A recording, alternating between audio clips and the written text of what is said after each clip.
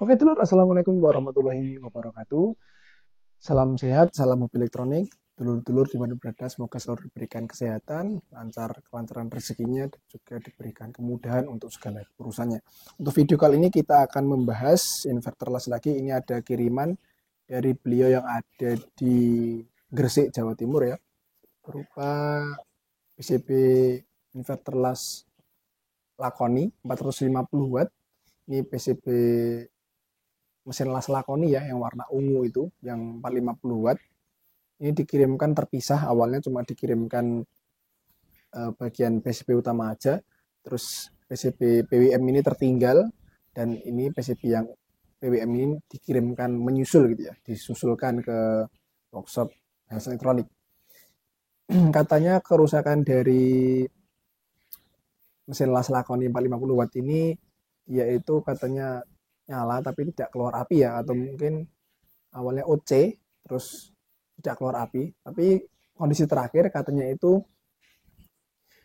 dia nyala tapi tidak keluar api. Terus di bagian IC driver power supply-nya untuk osilator power supply dia ada korosi, terus dicabut, nah itu IC-nya itu hilang dan tidak tahu kemana, dan beliau sudah menyerah ya, sudah tidak bisa lagi melanjutkan pengerjaannya karena mungkin sudah nonton YouTube saya dulu bahas tentang Lakoni 450, terus dicoba diperbaiki sendiri tapi gagal gitu ya, tidak bisa dilanjutkan lagi atau menyerah, terus akhirnya dikirim ke sini. Tapi yang saya herankan, dia rusaknya itu tidak keluar api, tapi yang dioprek adalah bagian power supply-nya. Ini mungkin ya karena beliau juga masih belajar, dan di sini kita sama-sama belajar teman, tidak ada yang bermaksud merasa paling ahli di mesin las karena saya juga belajar.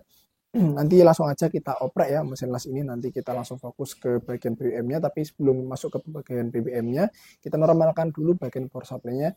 Nanti kita akan terpaksa untuk memasang modul gajun ya, atau power supply gajun itu di bagian power supply karena IC sudah hilang, dan ini juga terburu-buru gitu ya, maksudnya harus segera selesai daripada nanti kita pusing nyari IC PSU-nya. Ini IC PSU-nya kalau nggak salah itu TOP 258 kalau nggak salah ya, tapi kayaknya bukan deh, karena ini ya pin 4 sampai pin 5 sampai pin 8 itu dia output drain-nya, saya lupa ini IC-nya menggunakan IC PSU apa. Jadi nanti kita terpaksa menggunakan gajun untuk mengatasi masalah di power supply-nya agar lebih cepat selesai, dan katanya saya juga sudah izin, beliau juga mengendaki dimodif saja nggak apa, yang penting mesinnya bisa normal kembali. Oke, langsung aja kita ke meja workshop. Oke, jadi seperti ini yang tadi saya maksud. Ini IC untuk driver PSU ya, osilator power supply. Dia sudah tidak ada. Ini 8 kaki IC-nya, saya lupa karena kadang-kadang IC yang digunakan tuh berbeda walaupun mereknya sama-sama Lakoni. Ini diketahui pin 5 sampai pin 8 itu sebagai output drain-nya yang menuju ke input trafo switching. Dan ini tadi sempat saya samakan dengan datasheet TOP 258, SD 0834, terus ada LNK 626, itu memang berbeda ya. Dia pin out-nya berbeda dengan IC yang dipakai oleh atau jalur yang dipakai oleh mesin las Lakoni ini. Ini terpaksa kata yang punya dimodif saja, tidak apa-apa menggunakan gajun ya. Dengan ini yang saya maksud untuk bagian PWM-nya dia masih utuh, belum ada kesolderan sama sekali. Padahal memang dari awalnya itu yang bermasalah adalah bagian PWM-nya karena dia nyala tapi tidak keluar api. Tapi yang dioprek malah bagian power supply-nya sini. Mungkin dikiranya PWM-nya itu PWM yang di sini gitu ya. Padahal PWM mesin lasnya atau PWM inverter switching itu ada di bagian kontrol panel depan ini. Itu seperti itu dulu. Nanti kita lanjutnya langsung fokus ke PWM. Kalau mesin las Lakoni langsung ganti aja 2 IC-nya. Ini PWM-nya LM358 dan ini IC PWM-nya SG3525 atau K3525 atau UC3525, itu sama aja, cuma itu berbeda pabrikan. Nanti langsung ganti dan cek juga ini dual MOSFET driver ini ya. Ini MOSFET driver yang bentuknya seperti IC, ada 8 kaki. Pin 5 sampai pin 8 adalah pin drain, ini jadi satu. Nanti dicek tegangan gate, tegangan source-nya apakah normal atau tidak ya. Tegangan gate-nya untuk P channel sekitar 10 sampai 11 volt, sedangkan gate-nya N channel sekitar 0,4 atau 0,3 volt, kecil banget ya teman-teman. Intinya di bawah 1 volt ya untuk tegangan gate di di N channel. Untuk P channel tadi sekitar 11 volt ketika diukur terhadap ground, seperti itu. Ini ke thermistor atau sensor suhu ya, ke sini untuk membaca suhu dari heatsink si IGBT di sini. IGBT yang digunakan mesin las Lakoni itu biasanya 60N60 ya biasanya, atau 50T60.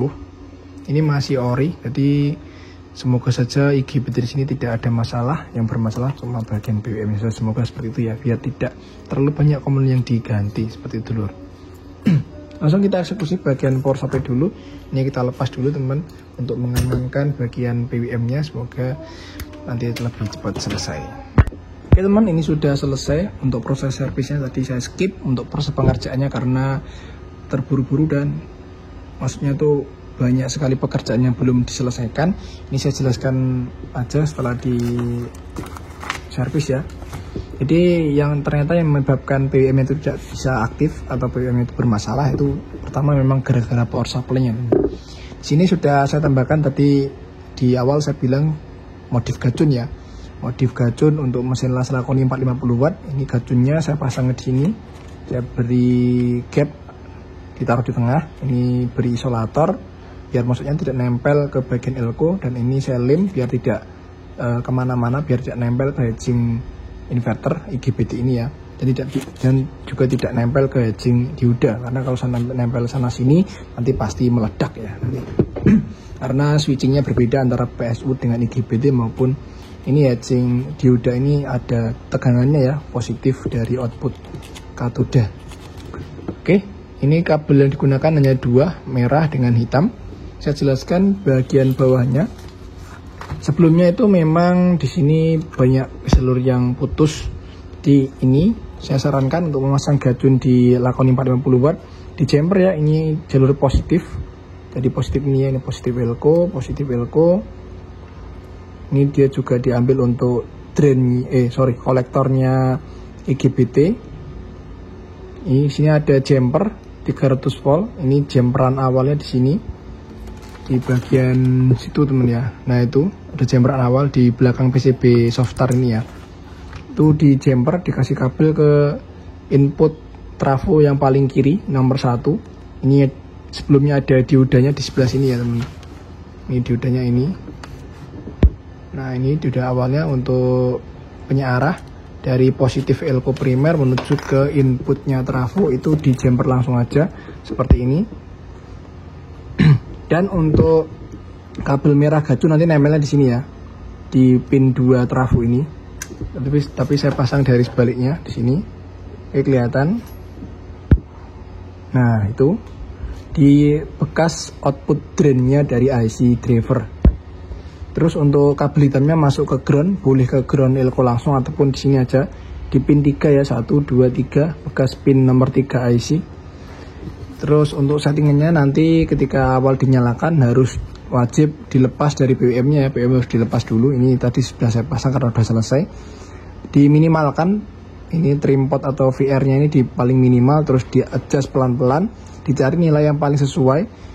Ini tadi paling sesuai itu paling udah mentok kiri ya, udah mentok minimal itu ketemu tegangannya di 27 volt dan tegangan untuk kipas dan relay 27 volt ya, dan untuk tegangan BWM-nya tadi mentok di 19,9 atau 19 volt ya. Jadi ini saya tambahkan step down, buck converter step down untuk menurunkan sekaligus menstabilkan tegangan dari output switching yang menggunakan gacun agar outputnya itu yang 15 volt bisa benar-benar murni dan stabil di 15 volt agar tidak mempengaruhi kinerja dari si BWM-nya sendiri. Seperti itu teman ya. Jadi untuk pemasangan gacun seperti itu untuk bagian primernya, dan bagian sekundernya tadi ini memang elko-nya kering teman-teman ya di sini ya. Ini elko-nya kering, nilainya 100 mikro, ada 2. 100 mikro 35 volt, yang satu untuk tegangan 24 volt, yang satu untuk tegangan 15 volt. Ini memang dari awal kering, jadi mungkin ini yang menyebabkan PSU nya tuh bermasalah dari awal ya. Elko nya kering menyebabkan tegangan di output power supply itu drop, makanya PWM nya itu tidak aktif ya. Ini sudah saya ganti di bagian output sekundernya, Elko nya saya ganti 220 mikrofarad 50 volt, saya naikkan tegangannya agar menghindari Elko nya kembung dari lonjakan tegangan. Walaupun di sini sudah dipakai step down, tapi untuk mengantisipasi ketika dipasang gacun dipakai Elko yang 50 volt. Seperti itu, dinaikkan tegangan yang awalnya 35 ke 50 volt. Terus untuk pemasangan step down ini tadi sudah saya jelaskan ya. Di sini fungsi step down adalah untuk menurunkan tegangan yang tadinya outputnya awalnya itu kita adjust, kita cari-cari tegangan tuh kok masih terlalu tinggi ya di 19 volt karena awalnya 15 volt ya, outputnya di nomor 3. Jadi kan ini ada pin yang menuju, konektor yang menuju ke PWM ya, modul depan. Nomor 1 dari kanan, kalau tidak dibalik seperti ini pin 1 adalah 24 voltnya, pin 2 adalah ground, pin 3 adalah 15 volt ya. Jadi 15 volt di sini terbaca 19 volt ya. Nanti kita cek bareng-bareng menggunakan multimeter. Saya jelaskan dulu untuk prinsip kerja step down di sini. Jadi ini saya potong jalur yang awalnya dari Elko tadi, output 15 volt yang awalnya itu kan terbaca 19, makanya saya gunakan step down. Ini saya potong di sini, saya cut jalurnya agar jalurnya tidak langsung menuju ke pin nomor 3. Nah, jalur awal tadi kita masukkan ke bagian step down input yang ini ada positif dan groundnya, kita masukkan ke bagian input step down seperti ini. Dan step downnya ketika sebelum dipasang ke outputnya itu di adjust dulu atau diatur dulu tegangannya agar stabil di 15 atau 14,9 volt. Outputnya saya ambil 1 karena groundnya itu step down ini sama ya, ground input sama ground input itu sama, maka ini saya gunakan 1 aja biar lebih meringkas kabel ya. Outputnya nanti baru masuk ke bagian pin nomor 3. Jadi yang awal tadi dipotong, output dari Elko masuk ke input step down, output step down masuk ke hasil dari bekas potongan tadi ya, atau yang menuju ke bagian modul PWM. Seperti itu untuk prinsip kerja atau jalur dari step down-nya. Ini untuk menurunkan sekaligus menstabilkan tegangan agar tetap di 15 volt, agar tidak terlalu berlebihan, agar tidak terlalu over, karena tadi terbaca hasil gacun itu ya tidak bisa benar-benar murni di 15. Makanya di sini saya tambahkan step down untuk menstabilkan tegangan agar PWM tidak terlalu over ya teman-teman. Karena over nanti bisa menyebabkan IGBT-nya gampang jebol. Karena PWM-nya yang awalnya 15 volt untuk supply VCC driver itu nanti akan naik semua ke 19, itu menyebabkan tegangan output dari switching dual MOSFET ini nanti kacau ya. Karena 15 volt itu di sini digunakan untuk source-nya dual MOSFET ini. Ini dual MOSFET ya. Dual MOSFET, satunya ini dual MOSFET ada 2, berarti ada 4 MOSFET sebenarnya di dalam IC packaging ini. Ini 4688 atau 4600 atau 4612 yang sering digunakan untuk mesin-mesin las yang menggunakan IGBT versi kecil-kecilan ya, 450 watt itu sering menggunakan dual MOSFET driver ini. Kalau tegangannya naik, pasti outputnya di sini kacau teman. Karena outputnya di sini harus benar-benar stabil di 8 sampai 9 volt. Kalau output dari PSU itu naik 19, input source-nya di sini itu juga akan naik 19 dan outputnya juga akan ikut naik ke sekitar 11 volt. Itu akan mengacaukan sistem switching inverternya. Dan ternyata tadi PWM ini tidak ada masalah ya. Ini SWM sudah normal, op-amp normal, dan ini driver juga normal. Jadi yang menyebabkan PWM ini tidak aktif, atau katanya awal itu dia nyala tapi tidak keluar tegangan output karena PWM di sini nggak aktif. Nah itu penyebabnya dari PSU-nya sendiri yang memang dari awal itu bermasalah itu ya. Elko-nya kering, terus akhirnya IC-nya itu malah hilang, nggak tahu kemana ya. Akhirnya PWM tidak bisa aktif seperti itu dulu. Dan ini saya tambahkan resistor ya, resistor dummy ke ground. Ini ground ke 24 volt untuk menjaga tegangan agar tidak lonjak ketika pertama kali dinyalakan, tidak sampai 30 volt seperti itu dulu. 10 kilo nilainya, setengah watt saja sudah cukup.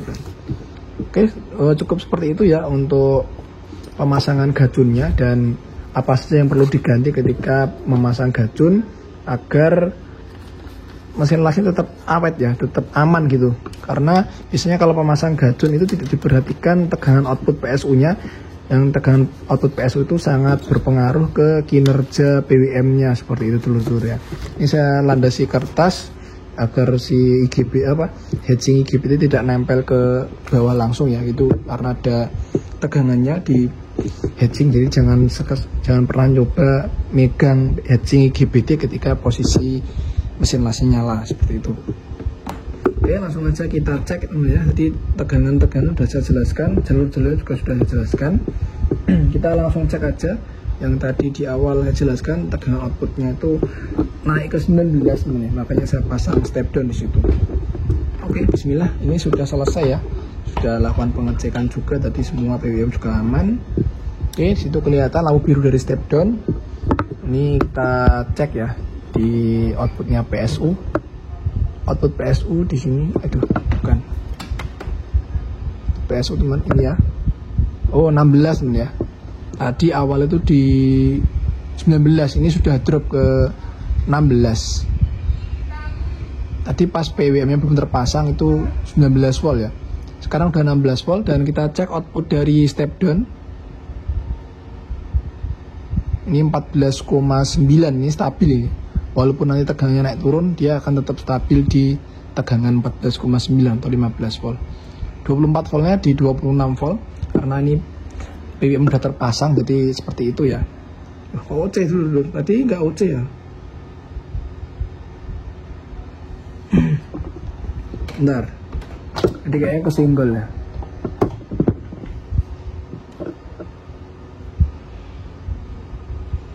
Oke, saya matikan dulu karena ini tadi OC ya.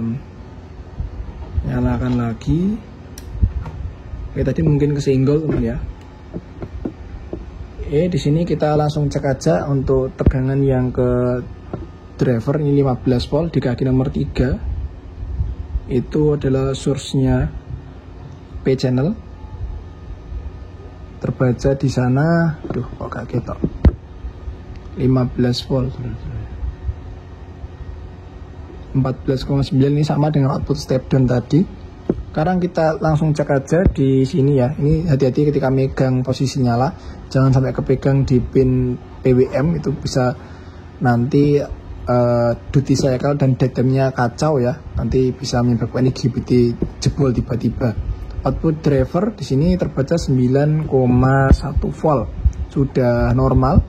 9,1, output dua-duanya juga 9,1. Kita lanjut, kita pengecekan menggunakan osiloskop ya. Kita validasi menggunakan osiloskop bahwa memang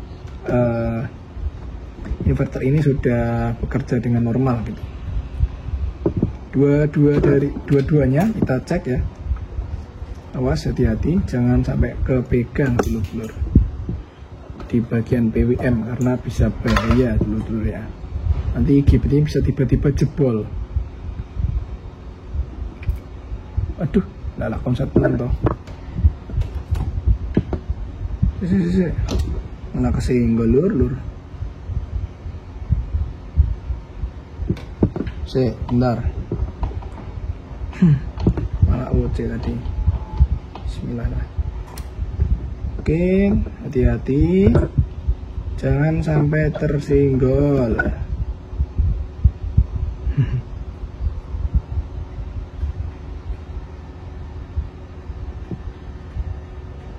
Ya itu ya, sudah kelihatan yang atas, yang kuning sama biru, frekuensinya 54 kHz. Dua-duanya sama ya, warna kuning sama warna biru, frekuensi 54 kHz. Duty cycle-nya 61%, sudah mantap. Oke. Jadi OC-nya juga udah responsif, berarti memang udah bekerja dengan baik. Kita cek outputnya. Di sini output dari inverternya, ini ground kita pasang di sini. Dan yang satu di heatsink dioda 74,1 volt, sudah masuk, mantap ya, sudah normal. Ini tinggal kita pengetesan menggunakan pengelasan. Oke, terima kasih.